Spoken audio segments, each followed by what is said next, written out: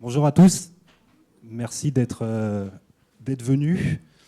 On va déjà se présenter. Donc, on est Philippe de Souza et Geoffrey Gauthier. On est auto-entrepreneurs, non, on est entrepreneurs dans le monde de l'assurance, nous. On travaille pour la marque AXA. On est agents généraux. On a des agences dans le 93, 3 points de vente, une dizaine de salariés, de collaborateurs. On est 3 associés, on gère environ 12 000 clients. Et aujourd'hui, on est venu ici pour parler avec vous un petit peu des risques que vous pouvez ou que vous allez rencontrer dans votre job d'entrepreneur et vous proposer surtout les solutions que nous, on peut mettre en place pour vous, qui ont été faites pour vous avec des entrepreneurs comme nous à la base de ces projets-là. Après, dans l'idée, je suis Philippe de Souza. Dans l'idée, c'est aussi que ce soit interactif. Donc, s'il y a des cas personnels ou des questions, vous n'hésitez pas. On rend la présentation dynamique. En plus, on n'est pas très nombreux, donc ça permettra aussi d'aller dans des problématiques peut-être que vous avez chacun d'entre vous. Donc, lorsqu'on parle de lancement d'activité, donc on va revenir sur quelques fondamentaux. Donc, en fonction des métiers, les risques ne sont pas les mêmes. Ça, je pense que c'est pas quelque chose que je vous apprends. On a des sujets lorsqu'on a un local qui sont, comme pour l'habitation d'ailleurs, l'incendie, le dégât des eaux, le vol, le bris de glace. Ça, c'est des risques liés aux locaux. Donc souvent, très souvent, les assurances dommages sont obligatoires et essentiellement les dommages causés à autrui, donc aux autres. Donc si demain je suis à l'origine du dégât des eaux et que c'est mon voisin du dessous qui en subit les conséquences, je dois obligatoirement assumer les conséquences. Donc ça, c'est des risques qui sont très souvent obligatoires.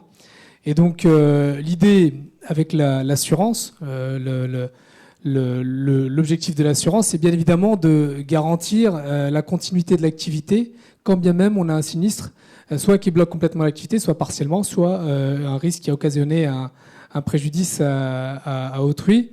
Donc on a dans les principales garanties, on a l'assurance des locaux professionnels, on a la responsabilité civile professionnelle, on y reviendra plus tard, on a la prévoyance individuelle professionnelle, la protection juridique, la complémentaire santé, le véhicule, donc s'il y a un véhicule, il faut bien évidemment l'assurer. Et après, il y a toutes les garanties liées aux équipements, au matériel, au stock, aux marchandises. Donc ça, voilà, dès qu'on est équipé sur ce type de solution, normalement, on a quand même une protection qui est complète. Il y a d'autres protections, comme le risque cyber aujourd'hui, qui est un risque malgré tout majeur. Il y a des risques nouveaux, parce que les risques vivent avec la société, avec la technologie. Mais en l'occurrence, ici, on couvre 90% des besoins des assurés en micro-entreprise.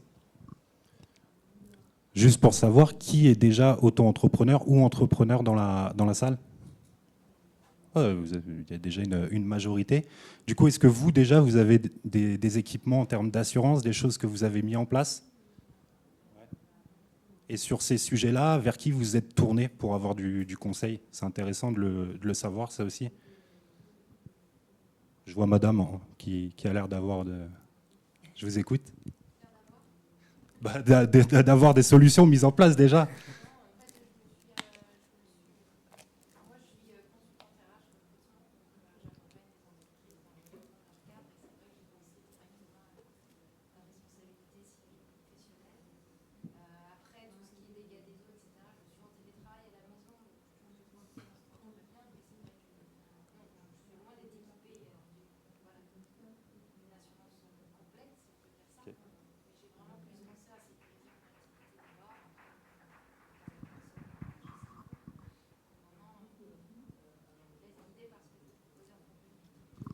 Du coup, quand vous dites sécuriser votre activité, la sécurité, vous la faites passer sur la responsabilité civile professionnelle ou vous parlez peut-être de sujets de prévoyance, de...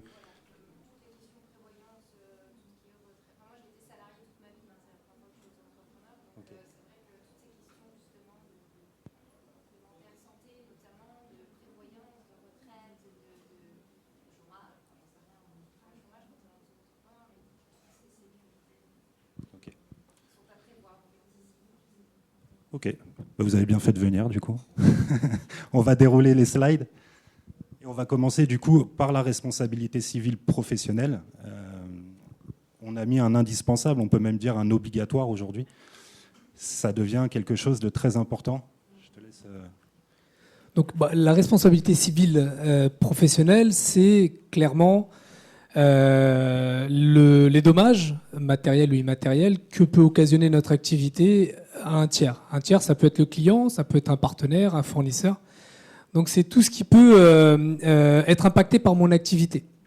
Par exemple, madame qui est en conseil en RH, demain, si vous trouvez un profil et que l'entreprise a misé sur ce profil-là et qui doit commencer un 1er janvier et que finalement, la veille, il annule son arrivée dans la boîte avec du coup une co-responsabilité parce qu'il y avait un sujet avec votre conseil. Du coup, il peut y avoir une perte d'exploitation liée à l'arrivée du collaborateur dans la boîte et clairement, l'entreprise peut vous attaquer pour du coup une perte de pécuniaire, d'exploitation. Et c'est votre responsabilité civile qui vous couvrirait parce que du coup, votre responsabilité civile reprendra bien la nomenclature de votre activité. Vous êtes bien assuré pour les risques liés à votre métier de conseiller en RH. Et du coup, ce préjudice-là pourra être couvert par la responsabilité civile. Alors, c'est très important, cette responsabilité civile, de l'avoir, mais c'est très important aussi qu'elle soit en adéquation avec ce que vous faites. Aujourd'hui, on a pas mal de produits sur Internet, de solutions sur Internet, qui sont très génériques. Et souvent, elles ne correspondent pas vraiment à ce que vous faites. Et vous dites, bon, ça ressemble à peu près à ce que je fais, donc je vais la prendre. Le sujet, demain, en cas de sinistre, si effectivement l'activité ne correspond pas vraiment à ce que vous faites, c'est que l'expert dise, non, en fait, vous n'êtes pas assuré pour le risque qu'on court et du coup, vous n'êtes pas garanti. Donc, c'est très important effectivement, vous allez retrouver des solutions assez généralistes d'activité, mais après, de prendre un conseil auprès d'un professionnel. Savoir si, du coup, le cadre de votre activité est bien couvert par la solution que vous avez soit fait sur Internet ou alors quand vous avez été voir un conseiller. Donc l'idée, c'est donc en cas de dommage à autrui, donc le code civil aujourd'hui, de toute façon, c'est la loi, vous impose à l'entreprise de réparer intégralement donc le préjudice causé. Donc on en vient tout à l'heure à la perte d'exploitation en RH par exemple. Le coût de réparation, donc aujourd'hui, oui, ça peut être important parce que du coup, lorsqu'on place, on va prendre le cas typique où on a un micro-entrepreneur qui aujourd'hui vient d'assurer une activité chez nous pour de la conception de chaises qui sont ergonomiques. Du coup, alors ça a l'air basique comme activité, je fais une chaise ergonomique, sauf qu'effectivement, si demain une personne s'assied sur la chaise, s'assoit sur la chaise et casse la chaise et elle se blesse, du coup, c'est la responsabilité civile d'activité qui va le couvrir. Donc, on va garantir les dommages corporels jusqu'à 8 millions d'euros. Donc, c'est des exemples typiques. Et donc, tout à l'heure, Geoffrey en parlait, c'est l'aspect obligatoire. Il faut savoir que dans beaucoup d'activités, on ne va pas vous obliger à vous assurer en responsabilité civile. D'autres, des professions réglementées, on a une obligation de s'assurer. Par exemple, un taxi a une obligation de s'assurer, un médecin. Donc, il y a beaucoup de professions. Nous, assureurs, on a une obligation d'assurance également. Mais la plupart des activités l'ont pas. Par contre, c'est un risque qui est important. C'est vraiment un risque au quotidien. C'est les conséquences de son activité.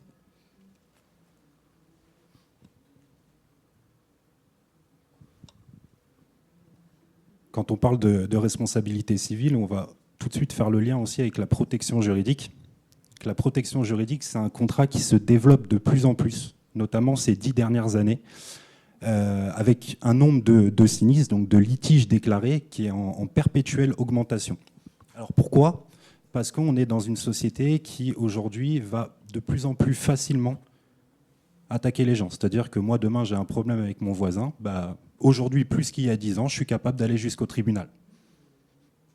Donc aujourd'hui, la protection juridique, elle est là justement pour vous aider et vous accompagner dans toutes les démarches que vous pouvez avoir contre un client ou un client qui vous attaque, il faut vous défendre aussi, contre un salarié qui vous attaque. Si vous avez des salariés, ça peut arriver. Malheureusement, on essaie que ça n'arrive pas, mais des fois, ça arrive.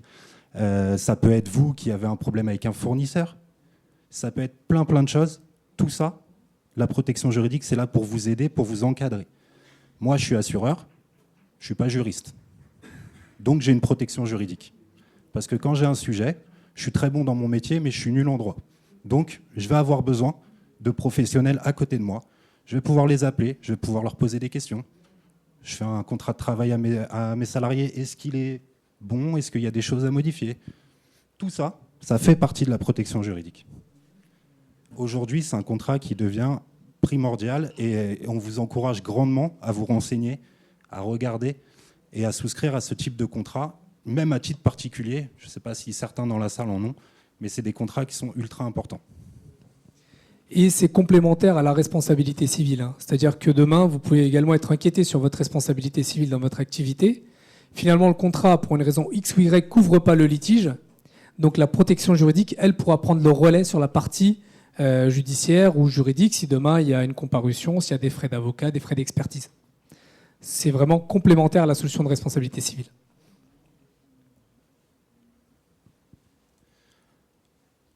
La prévoyance. Est-ce que quelqu'un sait dans la salle, on va vous faire participer un peu, à quoi correspond un contrat de prévoyance? Quel est l'objectif d'un contrat de prévoyance?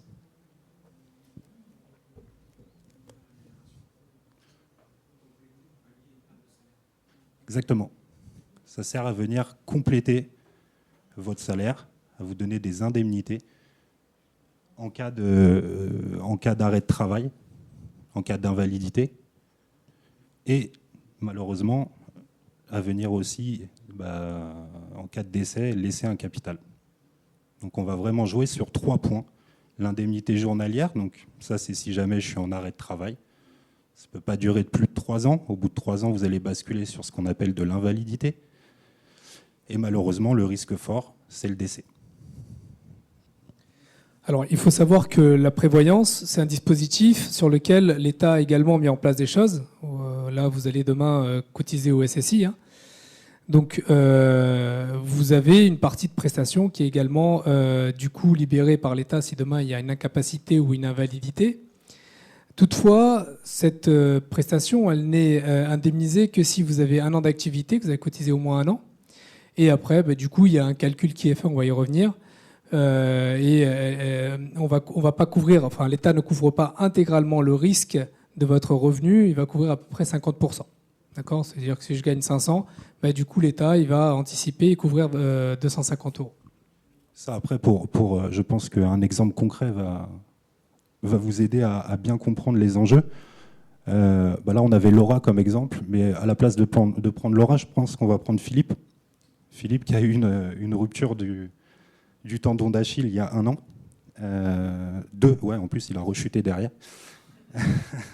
Donc, est-ce que tu peux nous expliquer un peu comment ça s'est passé, toi, en tant que chef d'entreprise? Qu'est-ce qui a été pris en charge et comment? Alors, du coup, rupture du tendon d'Achille, on est forcément avec un plâtre pendant 4 mois minimum. Moi, en plus, je l'ai fait bien. Dès qu'on m'a enlevé le plâtre, j'ai recassé le tendon d'Achille. Donc, je suis reparti sur 4 mois. Donc, j'ai fait quasi 1 an d'arrêt. Du coup, alors, c'est assez simple. Lorsque on est dans cette configuration-là, on déclare l'incapacité de travail. Donc, on a une carence de 3 jours. Donc, pendant 3 jours, l'État ne paye rien. Donc, le SSI ne paye rien. Et passé les 3 jours, grosso modo, ils vont vous verser 50% donc, de votre revenu déclaré dans la limite de 1 600 €. Donc dans l'absolu, c'est-à-dire que si je déclare 2 000 € par mois, je vais avoir 1 000 € qui vont être versés par le SSI avec une carence de 3 jours. Par contre, ils ne payent que pendant 1 an. Au bout d'1 an, du coup, j'ai plus de droit. Okay. Donc là, l'idée, le raisonnement qu'on doit avoir lorsqu'on on veut s'équiper sur ce type de risque, c'est d'une part, quels sont mes besoins si demain j'ai un pépin grave? Parce que là, le tendon d'Achille, c'est pas une grippe. De toute façon, je suis immobilisé, je peux rien faire. Donc c'est vraiment en cas de pépin grave, quels sont mes besoins? Quelles sont mes ressources? Quelles sont mes charges? Qu'est-ce que je dois mettre en face? Donc de calculer déjà les droits acquis. Et puis du coup, la solution annexe de l'assureur, elle va venir compléter ces droits-là. Donc premièrement, c'est d'aller compenser pendant l'année où je vais avoir donc, le régime obligatoire, d'aller chercher peut-être 80-90% de mon revenu passé. Et le deuxième sujet, c'est après d'aller couvrir de 1 an à 3 ans, parce qu'une incapacité de travail, en fonction de la pathologie, de l'accident, de la maladie, ça peut durer plus qu'1 an. Et donc l'idée, c'est d'aller chercher la période qui va jusqu'aux 3 ans. Là, si on revient sur le... Elle s'appelait comment? Non, ouais. Sur le cas de Laura, donc Laura a une activité où elle se rémunère 30 000 € par an. Donc dans l'idée, dans le cas classique, le SSI, donc, on va avoir 41 € par jour, donc on est à 1000. Faudra qu'on fasse le calcul. On est à 50% grosso modo de son revenu. Donc le SSI va payer jusqu'au 360e jour. Donc jusqu'à cette date-là, donc du coup, on a les 41 € par jour. Et le contrat de prévoyance, donc là c'est le contrat de l'assureur, donc de la compagnie d'assurance, va venir compléter. Donc après on paramètre une franchise en fonction des besoins, va venir compléter pendant la première année, ce que je vous disais tout à l'heure, l'allocation du SSI. Et on peut également après faire une prolongation jusqu'à la 3e année avec le contrat de prévoyance. Donc pendant les 3 ans, de toute façon, s'il m'arrive un pépin, je pourrais avoir libéré mon revenu en fonction des besoins. Là, en l'occurrence, on a été sur 82 jours. En fait, on a doublé la prestation du SSI jusqu'à 3 ans d'arrêt de travail. Donc ça, alors, comme disait Geoffrey tout à l'heure, dans la prévoyance, on a 3 garanties. Il y a l'incapacité de travail. C'est une incapacité temporaire qui peut aller jusqu'à 3 ans. On a après l'invalidité. Donc là, j'ai un accident, je suis invalide tout de suite. Donc il y a une prestation invalidité qui est libérée jusqu'à l'âge de départ en retraite. Et on a une 3e prestation qui est du coup le décès. Là, c'est un capital qui est libéré pour les ayants droit lorsque vous êtes en statut de micro-entrepreneur. Mais aujourd'hui, la prévoyance, c'est vraiment un gros sujet. Nous, on voit beaucoup de chefs d'entreprise tout au long de la semaine. C'est notre métier de les accompagner. La plupart ne s'assurent pas sur ce type de risque. Alors qu'aujourd'hui, dans la plupart des cas, je vais vous dire dans 70% des cas, le chef d'entreprise reste l'homme clé de son business. C'est-à-dire que si vous n'êtes pas là, votre business il tourne pas en fait. Donc si vous êtes sur malheureusement vous ne pouvez pas aller travailler parce que tendon d'Achille ou pire maladie grave, si vous n'avez plus de business, que vous n'êtes plus là, votre entreprise ne tourne plus, il n'y a plus de revenus et malheureusement derrière on va dans le mur quoi. Donc protéger son activité, c'est surtout penser à la prévoyance. La responsabilité civile, c'est important, mais la prévoyance, ça l'est aussi. Et dans plein de cas, on a des clients qui malheureusement ne font pas assez attention à ce type de produit, se disent oui, je le ferai plus tard, surtout quand on commence. Quand on commence, ce n'est pas notre priorité. On vient d'ouvrir un statut auto-entrepreneur ou d'une SAS ou une SA. On se dit mais non, j'ai d'autres choses à payer. C'est vrai. Mais le jour où il y a un problème, c'est ce contrat-là qui peut vous sauver. Donc ça, il ne faut pas le négliger, vraiment. Ensuite, après on revient en arrière, on va aller sur bien sûr la complémentaire santé. Je pense que tout le monde dans la salle a une complémentaire santé. Oui, non? Qui n'a pas de complémentaire santé? Non, ça va, tout le monde a une complémentaire santé. Donc tout le monde connaît le fonctionnement d'une complémentaire santé. Vous savez à quoi ça... Non? Complémentaire santé, en fait, c'est une garantie qui va permettre de venir rembourser ce que la Sécu ne rembourse pas. C'est-à-dire elle rembourse plus grand-chose, la Sécu. Donc heureusement qu'il y a les complémentaires santé. Aujourd'hui, quand je vais chez le médecin, si j'ai une complémentaire santé, alors après, ça dépend du niveau de garantie. Le niveau de garantie s'adapte forcément à vos besoins. Je vais chez le médecin, ça me coûte 23 €. Je suis remboursé à 70% par la sécurité sociale. Je vous passe tous les détails, moins le 1 € de solidarité. En gros, il me rembourse 14 €. Donc j'ai un reste à charge entre le 14 et le 23. C'est ma complémentaire santé qui va le prendre en charge. OK ? Et les lunettes aussi, et les dents, et plein de choses. L'hospitalisation, toutes ces choses-là. Donc ça, c'est quelque chose d'important. Il y a beaucoup d'enjeux sur la santé en ce moment. Je ne sais pas si vous avez suivi un petit peu ce qui se passe politiquement, mais ils en ont reparlé avec le nouveau ministère qui vient d'être nommé. Il y a un vrai travail qui va être fait sur la sécurité sociale avec comme objectif, qu'on se le dise, de baisser le niveau de garantie. Donc techniquement, c'est les complémentaires santé qui vont prendre le relais au fur et à mesure. Après, dans l'idée, c'est vrai que ce qu'on a abordé, donc il y a la protection de l'activité avec l'assurance du local, la mutuelle professionnelle, c'est l'assurance du local, vulgairement, la responsabilité civile, les assurances auto lorsque c'est nécessaire, protection juridique. Donc ça, on garantit, on assure l'activité. Après, on a la partie donc je me protège moi ainsi que mon entourage. D'ailleurs, sur un schéma comme celui-là, peut-être que cet onglet-là, il est plus important que tout le reste. Parce qu'effectivement, quand on est micro-entrepreneur, théoriquement, on est tout seul. Le jour où on va pas bien et qu'on peut pas bosser, de toute façon, l'activité elle s'arrête. Donc clairement, surtout dans le statut de micro-entrepreneur, la partie prévoyance et santé sont certainement les garanties les plus importantes pour pérenniser l'activité. Donc voilà, l'idée, lorsque nous on travaille, parce que du coup, comme disait Geoffrey, on est aussi chef d'entreprise, donc on développe beaucoup le marché de l'entreprise, des micro-entrepreneurs. On est dans un secteur, nous, qui est très dynamique. On est en Seine-Saint-Denis, donc c'est très dynamique au niveau des créations d'entreprises. On rencontre beaucoup de micro-entrepreneurs et nous, on s'attelle à chaque fois à revenir sur ces deux familles. Dire attention, voilà, dans un premier temps, on regarde ce qu'on peut proposer pour votre activité, mais n'oubliez pas que vous protégez vous, c'est protéger votre activité. C'est même plus important, parce que demain, si vous ne pouvez pas bosser, du coup, votre activité, de toute façon, elle sera en stand-by. Et l'idée, c'est effectivement de rappeler aussi que le timing est très important. Ce n'est pas en deux temps. Il faut d'abord se protéger soi, et après, mettre en place les solutions, du coup, pour adapter, parce que l'activité évolue sans cesse, d'ailleurs, la protection personnelle aussi. Une responsabilité civile au lancement, du coup, ce ne sera peut-être pas non plus la solution qui sera en place au bout de 5 ans, parce que vous avez peut-être diversifié votre activité, etc. Pareil pour la partie des assurances personnelles. Donc, elles évoluent en fonction de l'évolution de l'entreprise et l'évolution du dirigeant. Donc, du coup, AXA a créé un pack qui est fait pour les entrepreneurs, qui va regrouper en fait plusieurs de ces familles-là. Donc, la partie locale, pour ceux qui ont des locaux, qui ont besoin de locaux pour exercer leur activité, mais aussi la partie protection juridique et la partie prévoyance, qui va être inclus aussi dedans. On a créé un pack, ça a été fait il y a maintenant 1 ou 2 ans, si je ne dis pas de bêtises, on était plus que ça 3 moins. Ben non, nous on était en pilote il y a 1 an et demi déjà, ouais c'est ça. Bon, ouais, pilote. Ça a été fait, on l'a beaucoup travaillé, on l'a beaucoup fait évoluer ce pack pour vraiment venir coller aux besoins de ces nouvelles structures qui se lancent.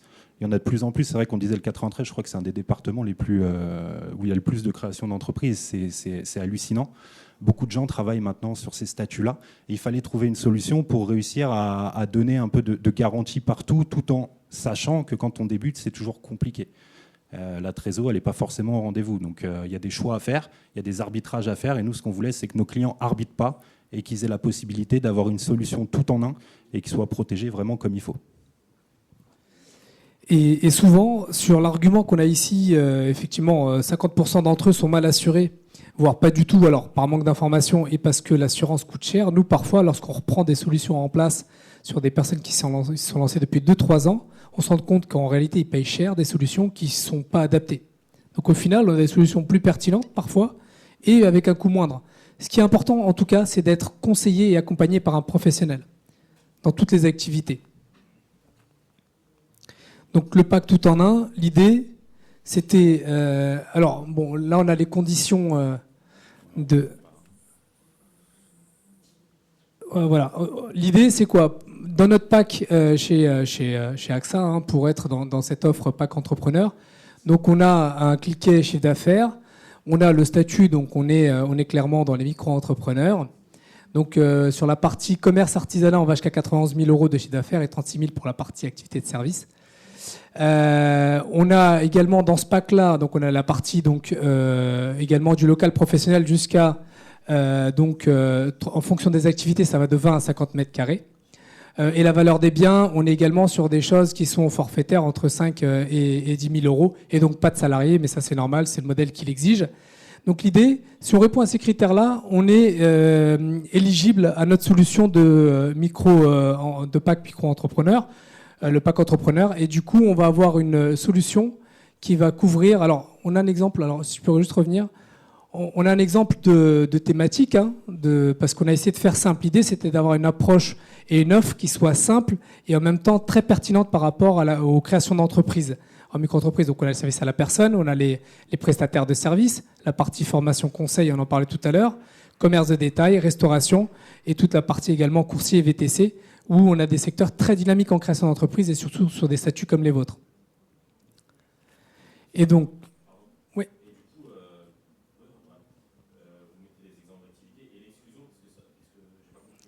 Alors l'exclusion, là par exemple sur la partie commerce de détail artisanat, On a par exemple les entreprises de bâtiment qui ont une assurance obligatoire qu'on appelle la décennale. Donc qui ne sont pas éligibles au PAC parce que du coup on a des garanties qui ne seront pas intégrées. Pareil pour les VTC aujourd'hui, AXA n'assure pas les véhicules à usage de VTC, mais par contre on pourra faire la prévoyance, etc., mais pas le véhicule. Donc après, voilà, c'est la personne, le conseiller qui pourra adapter aussi l'offre. Je vous en prie. Oui. Alors, les activités liées à l'informatique, aujourd'hui, comme vous le savez, c'est un secteur qui est très dynamique, avec des risques qui évoluent beaucoup. Donc l'idée, c'est à chaque fois de faire une vraie étude de ce que vous faites. Est-ce que vous gérez des interfaces web? Est-ce que vous faites de la création de sites internet? Est-ce que vous faites interface cloud, etc. Et aujourd'hui, les solutions qu'on a standards répondent pas au secteur qui est hyper dynamique. Aujourd'hui, le risque cyber, c'est l'un des risques systémiques les plus importants et qui évolue en permanence. Donc du coup, si on le faisait entrer dans une offre packagée, à mon avis, à un moment donné, on aura un sujet au niveau du conseil. Après, sur toutes les activités, il y en a beaucoup qui rentrent dedans, qui ne sont pas indiqués, hein, vraiment. Ce qu'il faut, c'est vraiment vous rapprocher d'un conseiller, faire le point avec lui. Et quoi qu'il arrive, il y a des solutions derrière qui sont personnalisées à chaque fois. Maintenant, sur des professions comme le bâtiment ou comme l'informatique, c'est vraiment des activités spécifiques où là, on a vraiment des questionnaires qui sont vraiment ciblés sur ces activités-là. Parce que c'est important, là, en l'occurrence, on ne peut pas se permettre, ni sur les autres, mais alors sur celles-là, elles sont vraiment, vraiment techniques. Et selon ce que vous répondez, on va vraiment vous orienter vers un produit plutôt qu'un autre. OK ? Est-ce que vous avez des obligations, vous, en tant qu'entrepreneur, sur ces activités-là? Alors les tarifs, c'est des tarifs à titre indicatif, hein, sans local à partir de 24 € par mois, avec local à partir de 32,50 € par mois. Pareil, on fait des études personnalisées, on regarde qu'est-ce qu'on met à l'intérieur. Le but du jeu, c'est que vous ayez vraiment un contrat sur mesure. Alors, est-ce qu'il y a des questions? Est-ce que c'est clair? Oui.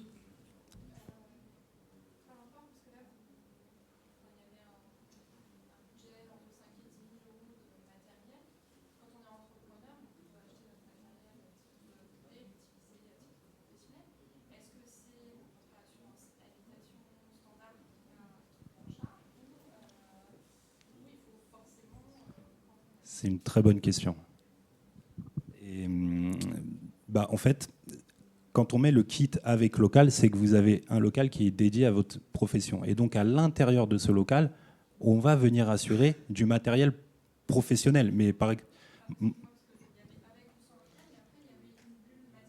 oui, vous pouvez rajouter si jamais votre matériel que vous achetez sur l'entreprise, par exemple, j'ai un contrat habitation. Moi, j'ai mon entreprise qui s'appelle, vous voyez, ça s'appelle PDG.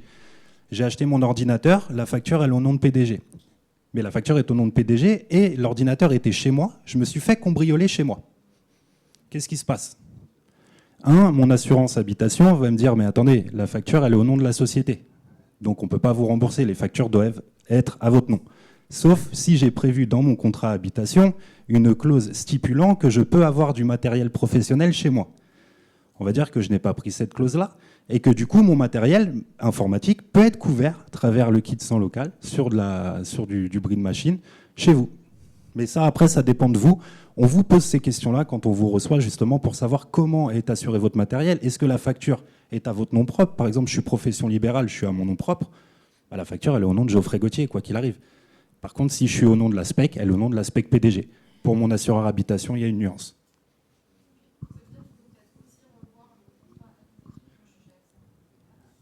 Exactement.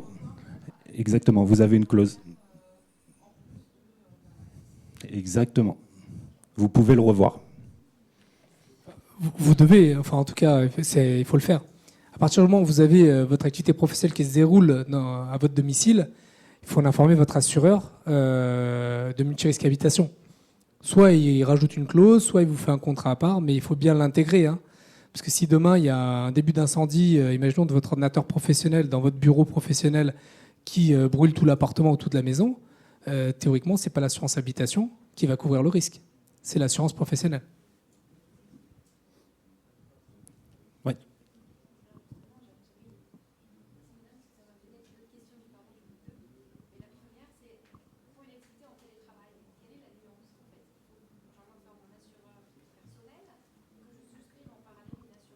Télétravail en tant que salarié?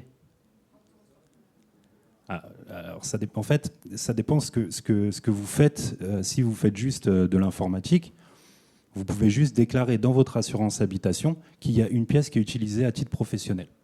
C'est une clause, c'est pareil, c'est comme le matériel. Je vous prends mon exemple à moi. Ma femme est freelance et en même temps, elle a une activité à la maison en tant qu'auto-entrepreneuse. J'ai dû déclarer dans mon contrat que j'avais une pièce qui était à usage professionnel parce qu'elle se sert de cette pièce-là pour travailler. C'est pas grave. En fait, si vous voulez, le fait de mettre la clause, alors si c'est, on va arriver au tarif, si vous voulez, le fait de mettre une clause n'impacte pas forcément le tarif parce que le risque n'est pas forcément plus élevé. À part si vraiment vous avez chez vous, par exemple, ma femme, son activité, elle a des machines laser. Forcément, ça impacte un petit peu parce qu'il y a moyen qu'elle me crame la maison à un moment donné. Donc l'assureur, il va le prendre en compte. Vous, si c'est juste du télétravail, c'est juste une clause à mettre et ça ne coûte pas plus cher.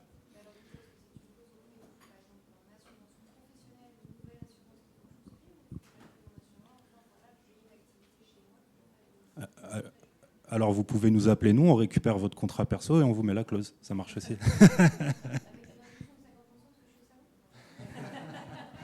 Minimum. Ça peut se négocier.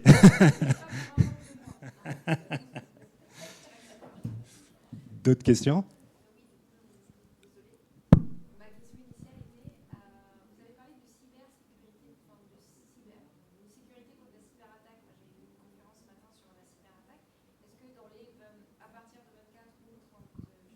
Non. Non. Non. Non, aujourd'hui, c'est des solutions qui sont toujours faites sur mesure en fonction des besoins, etc. Aujourd'hui, on n'est pas sur des packs standards.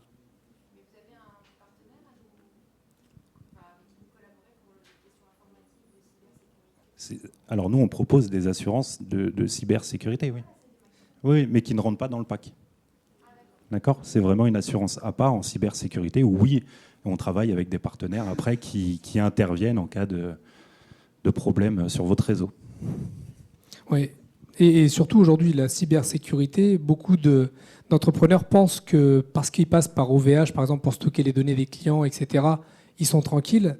C'est une fausse bonne idée, ça. Hein. Si demain, il y a une intrusion chez OVH et qu'on vous pique vos données clients, c'est vous qui avez l'obligation de communiquer auprès de vos clients comme quoi les données ont été volées.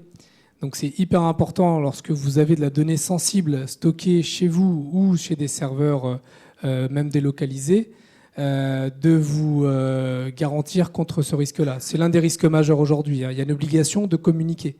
Aujourd'hui, je crois que c'est entre 30 et 50 euros le coût du contact lorsqu'il faut informer les consommateurs que les données ont été potentiellement piratées. Ouais. Pour revenir un peu sur le sujet de la prévoyance,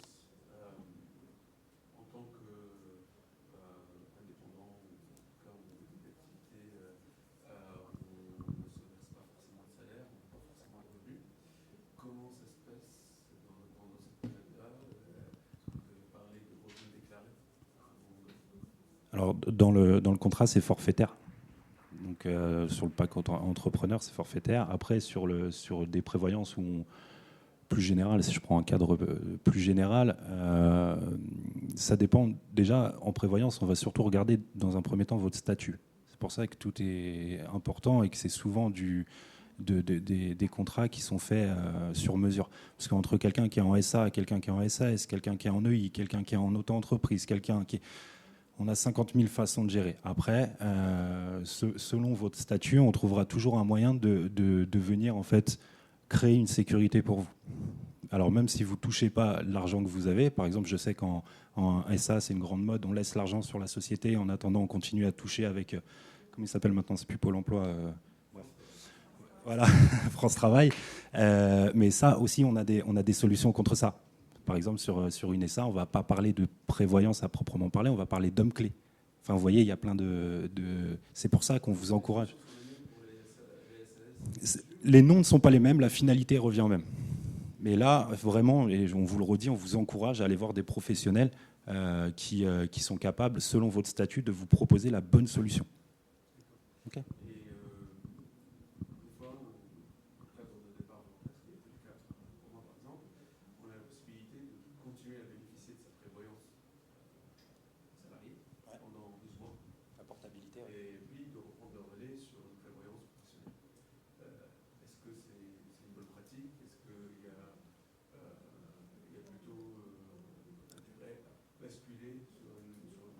Non, non, là, vous avez le meilleur des deux mondes, hein. Bénéficier de votre prévoyance, parce que c'est aujourd'hui un droit. Il y a le même système sur la santé, hein. Il y a la portabilité également. Donc l'idée, là, dans un premier temps, pendant une année, c'est d'en bénéficier. Mais déjà de réfléchir à la solution du après. De toute façon, vous aurez déjà du recul. Pendant un an, vous verrez l'activité. Pour après mettre en place la solution qui viendra, du coup, en substitution de celle-là. Mais après, tout dépend du niveau de garantie que vous avez, etc. Il faut regarder ce qu'il y a dans votre contrat de prévoyance et ce qu'intègre la portabilité. Théoriquement, ça ISO garantie, hein.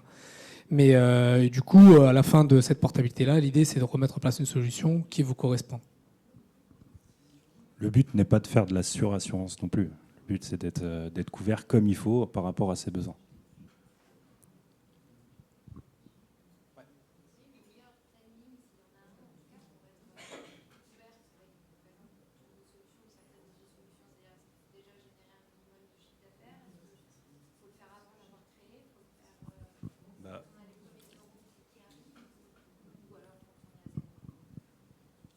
Il faut le faire. Alors, ça dépend des sujets. Par exemple, tout ce qui est RC, machin, nous, on vous conseille de le faire tout de suite. La prévoyance, selon votre situation, c'est très bien de le faire tout de suite. C'est pour ça que le pack a été créé, en fait.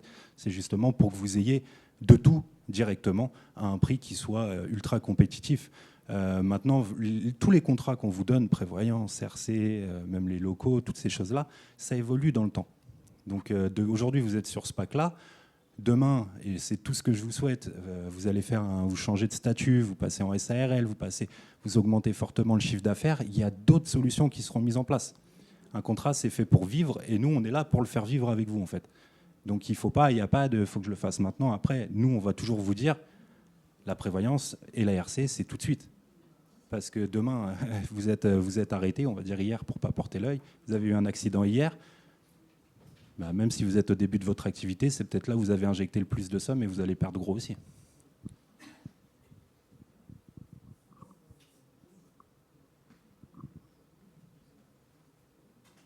D'autres questions ?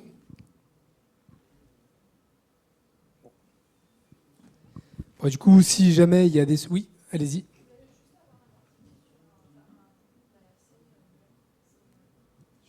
J'ai pas entendu. Vous êtes dans quel type d'activité ? Conseil. Alors, franchement, je ne peux pas vous donner de tarifs comme ça. Parce que c'est vraiment en fonction des activités, du type de garantie. Si vous êtes dans le conseil immobilier, il faut savoir que parfois il y a de la garantie financière, il y a plein de paramètres à prendre en compte.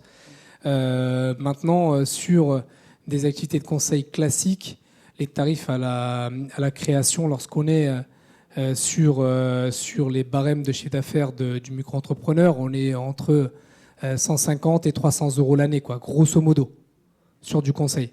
Après, tout dépend bien évidemment du conseil. Il y a des conseils qui sont réglementés. Là, il faut regarder plus précisément.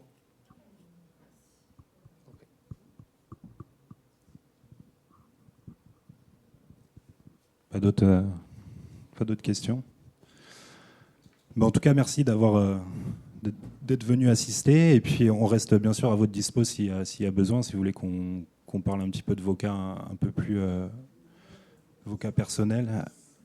Comment ? Stand E10, le stand E10, voilà, AXA. Et on est à votre dispo. Merci.